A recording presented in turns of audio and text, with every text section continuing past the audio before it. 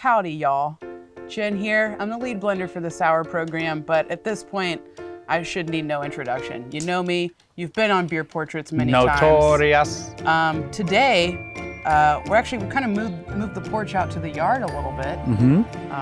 Having a bit of cider with my friend Nate Smith here.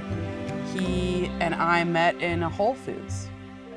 Now we both work at Wicked Weed, so he's the curator of culture. He's also the curator of cured meats today. So we're having a bit of charcutes. We're getting all charcuted.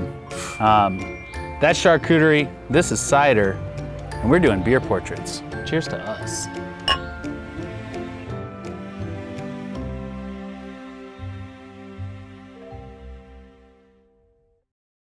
All right, it's stats time for Wicked Weed's cider. Color, you can see immediately, it's bright. You can see straight through it. And it's a nice light straw color. That comes from the apples, doesn't it? Super pale. It's cool to talk about color and cider using beer color terminology. That's color. Body on this one, it's gonna be light, effervescent, very refreshing. For flavor, it's oaky from the tannins, because this is oak fermented cider.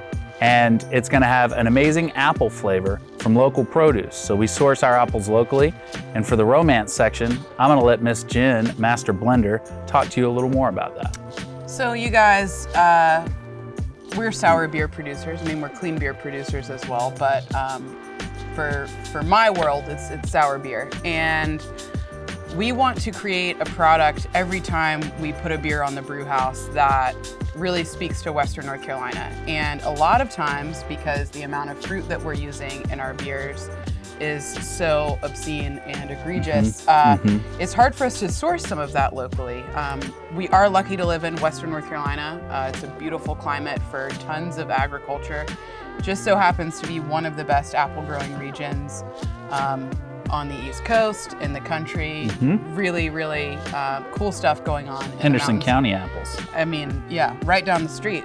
So we really wanted to highlight some of that agriculture. So the only way that we could really do this was we had to apply for a wine license.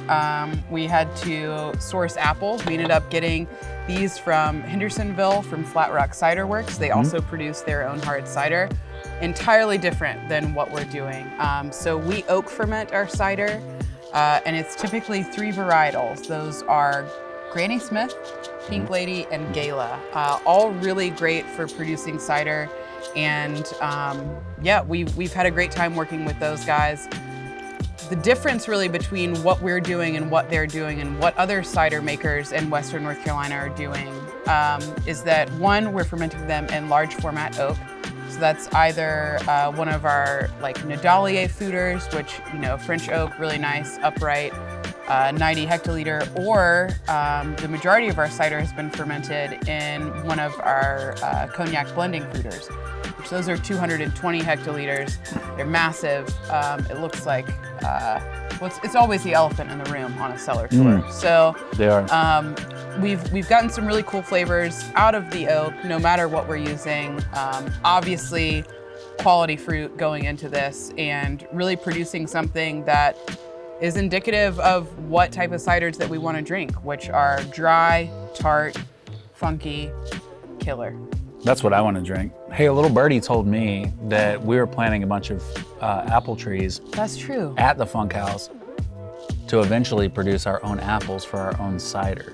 Is that true? It's super true. Oh, okay. I understand so you can trust birds. That true is a superlative, and I don't think that you can modify it, much like the word unique, which I think describes our cider. Hey, cheers to that. Beer portraits. Cider portraits? Blurring the lines.